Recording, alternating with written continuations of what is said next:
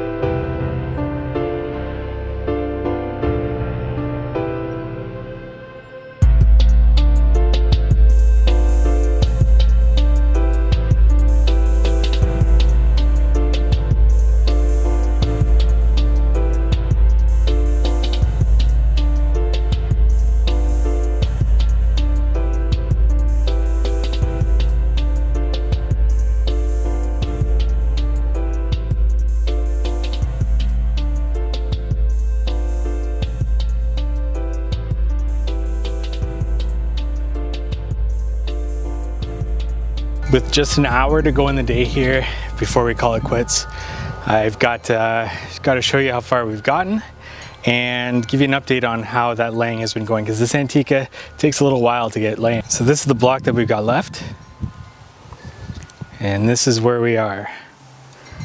Fire pit patio's done. We just got to finish that little area there. The inlay here is done, and then going to their existing patio. So this Antica is taking me about 25% longer than it normally does with regular pavers.